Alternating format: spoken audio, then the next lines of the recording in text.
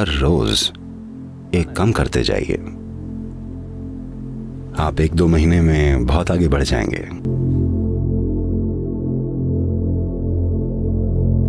एक औरत खचाखच भरी एक कसाई की दुकान में गई। उसने वहां दर्जनों तैयार मुर्गे लटके हुए देखे। वो उनके पास गई, एक टांग उठाई और सूंघी, दूसरी टांग उठाई और सूंघी, एक पंख उठाया और सूंघा। कुछ ऐसे वो एक के बाद एक चिकन को परखने लगी।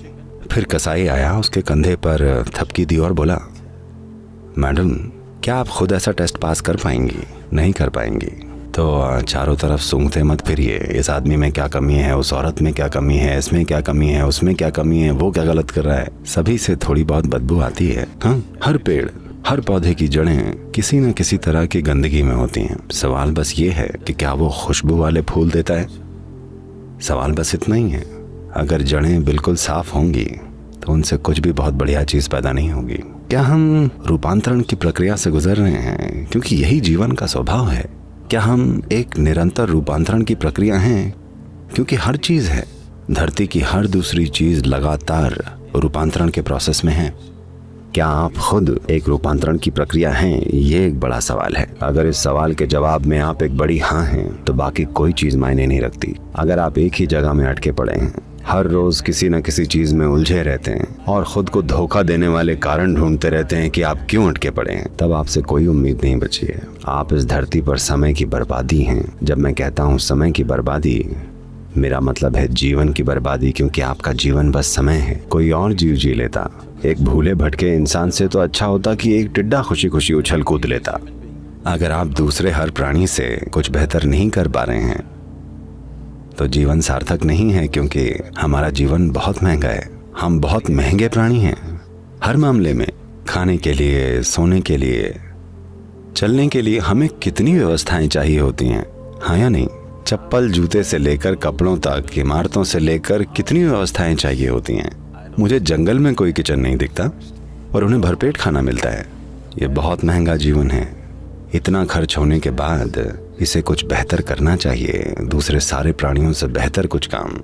हमने एक प्रजाति के रूप में, मानव जाति के रूप में कई बुरी चीजें की हैं, कई अद्भुत चीजें भी की हैं, पर अपने हर बढ़िया काम के लिए हमारे पास दिखाने के लिए कम से कम एक बुरी चीज है, अगर और ज्यादा न भी हुई तो। आध्यात्मिक प्रोसेस का मतलब बस ये है कि आप हर रोज अपनी बुरी चीजों को घटाते जाएं। कोई बुरा विचार, कोई बुरी भावना, कोई बुरा शब्द, कोई बुरा काम, हर रोज एक कम करते जाइए। आप 1-2 महीने में बहुत आगे बढ़ जाएंगे। क्या मैं आपको कम आंक रहा हूं कि मुझे लगा आप में बस 30 बुरी चीजें हैं?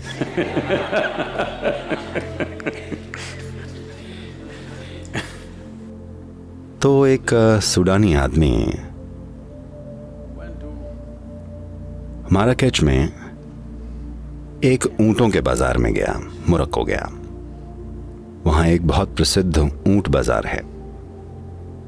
तो वो अपना ऊंट बेचने गया तो उसने पाया बाजार में जितने भी ऊंट थे, सारे के सारे उसके ऊंट से काफी बड़े थे।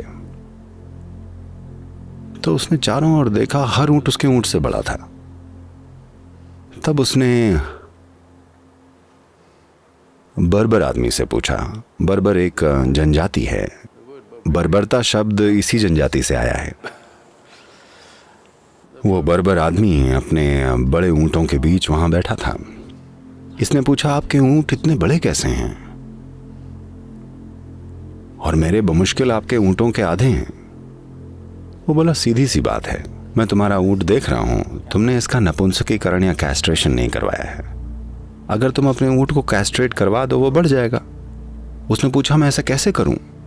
वो बोला, बहुत आसान है, 2 ईंट लो और ऊंट के अंडकोशों को फोड़ डालो और उसके बाद तुम्हारा ऊंट बहुत बड़ा हो जाएगा। क्या इससे दर्द नहीं होगा? उसने पूछा। वो बोला, बिल्कुल नहीं, मैं तुमको दिखाता हूं। और वो एक ऊंट लेकर आया, 2 ईंटें ली और अंडकोश फोड़ दिया। ऊंट दर्द से करा उठा और भागा। इस सूडानी आदमी ने पूछा, पर आपने बोला था दर्द नहीं होगा।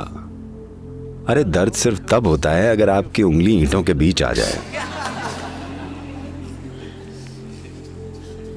इंसान की सबसे बुरी बात यह है that कि they are so busy with their own stuff, they don't feel the pain and suffering and what other life is going through. वो अपनी ही चीजों में इतने बिजी हैं, उनको दूसरे प्राणियों का दर्द, उनकी तकलीफ और कुछ भी महसूस नहीं होती। संवेदनशील नहीं है। संवेदनशील न होना सबसे भयानक अपराध है, क्योंकि अगर हम संवेदनशील होते, अहंकार के प्रति नहीं, जीवन के प्रति, अगर हम जीवन के प्रति संवेदनशील होते तो हर वो चीज जो हम कर पाते वो हम हमेशा करते। जो हम नहीं कर सकते उसका क्या कर सकते हैं? हम नहीं कर सकते बस, पर हम जो कर सकते हैं वो हो जाता। आपके साथ जो होता है उसको लेकर आप बड़े संवेदनशील होते हैं, पर बाकियों को जो होता है उसको लेकर न के बराबर संवेदनशील हैं। ऐसी हालत में इंसान का सबसे बढ़िया स्वभाव कभी प्रकट नहीं हो पाएगा। आपको संवेदनशील बनना होगा। आपको समझना चाहिए कि पेड़, ये फूल, ये पक्षी और सारे जीव अपने आसपास होने वाली हर चीज को लेकर बहुत संवेदनशील हैं। वो किसी को चोट नहीं पहुंचाते जब तक कि उन्हें खाना न खाना हो। हाँ? जब तक बात खाने की ना हो वो कभी भी किसी को ऐसे ही नहीं मार देते। और वो बहुत संवेदनशील हैं, जीवन को लेकर सेंसिटिव। वैसे नहीं जैसे आप समझते हैं, वैसे भावनाओं के रूप में नहीं, बल्कि सीधा सीधा जीवन को लेकर संवेदनशील हैं। दर्शन के दौरान कभी इस पेड़ की डाली ने नीचे गिरकर आप में से किसी को भी नहीं मारा। जरा देखिएगा, वो या तो भोजन के लिए या आत्मरक्षा के लिए मारते हैं, वरना कोई जानवर यूं ही नहीं मारता। तो इंसानों को दिखाना होगा कि हम थोड़े ज्यादा विकसित हैं, है ना? हमें दूसरे ताकतवर प्राणियों के मुकाबले थोड़ा और विकास दिखाना होगा जो यहां मौजूद हैं। कम से कम हमारे सबसे करीबियों की तरह, है ना? हमारे सबसे करीबी रिश्तेदारों की तरह, कम से कम उतना तो।